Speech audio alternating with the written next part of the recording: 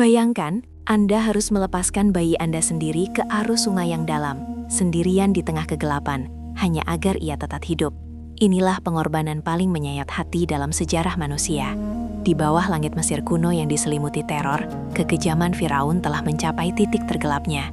Dekret kematian telah dijatuhkan, bahwa setiap bayi laki-laki Bani Israel yang baru lahir harus dibunuh tanpa ampun. Jeritan keputusasaan menggema di setiap sudut permukiman miskin.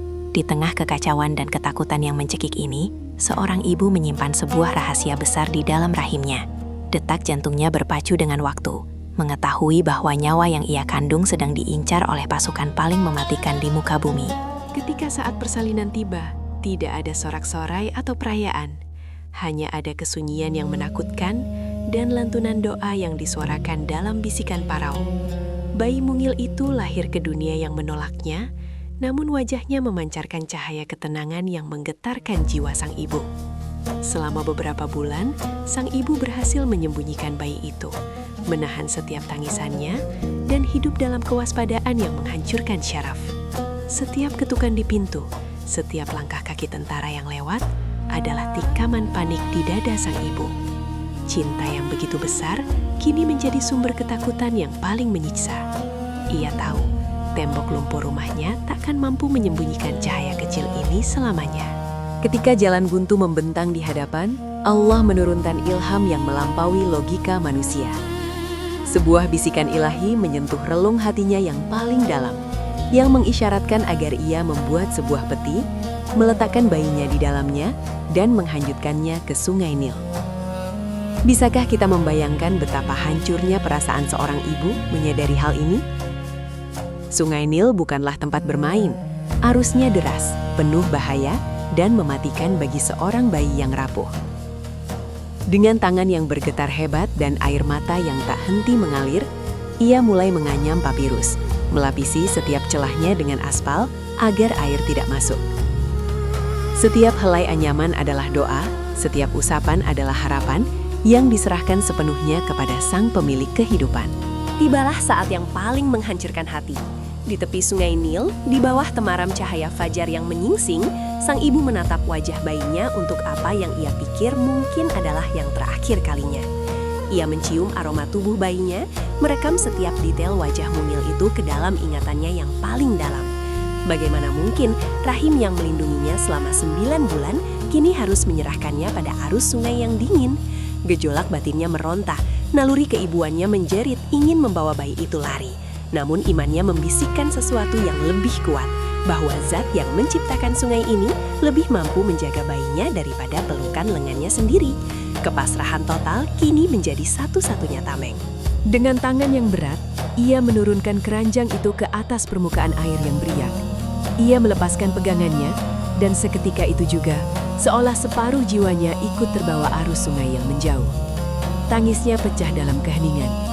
Matanya terus mengikuti peti kecil yang terombang-ambing oleh gelombang tak terduga. Ini bukanlah tindakan keputusasaan, melainkan puncak dari tawakal yang paling hakiki. Sang ibu telah memindahkan penjagaan bayinya dari dirinya yang lemah kepada Allah yang Maha Perkasa.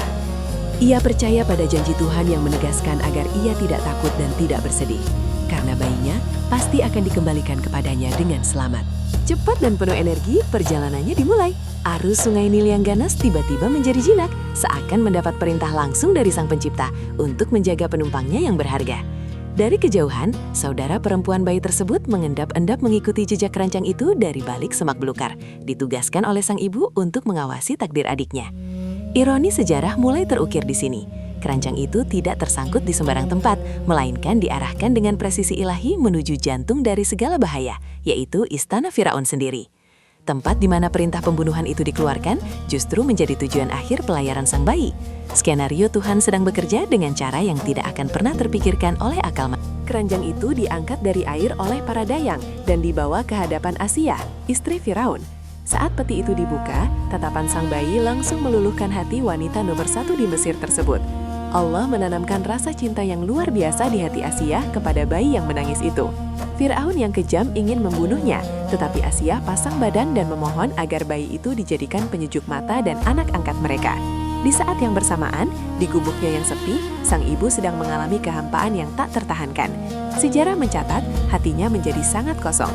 Nyaris saja ia membongkar rahasianya karena rindu yang menyesakkan dada. Namun, Allah meneguhkan hatinya, mengikatnya dengan tali keimanan agar ia tetap kukuh. Keajaiban terus berlanjut saat sang bayi menolak semua ibu susu yang didatangkan oleh pihak istana. Tangisannya tak kunjung reda, hingga akhirnya saudara perempuan sang bayi maju dan menyarankan seorang wanita dari Bani Israel. Ketika wanita itu tiba, sang bayi langsung terdiam dan menyusu dengan tenang. Firaun dan seluruh istananya tidak pernah tahu bahwa wanita miskin yang mereka bayar dengan hormat untuk menyusui bayi itu adalah ibu kandungnya sendiri. Janji Allah terwujud dengan keindahan yang tak tertandingi. Sang ibu tidak hanya mendapatkan kembali anak yang ia cintai dalam keadaan hidup dan aman, tetapi ia kini mengasuhnya langsung di bawah perlindungan musuh terbesarnya.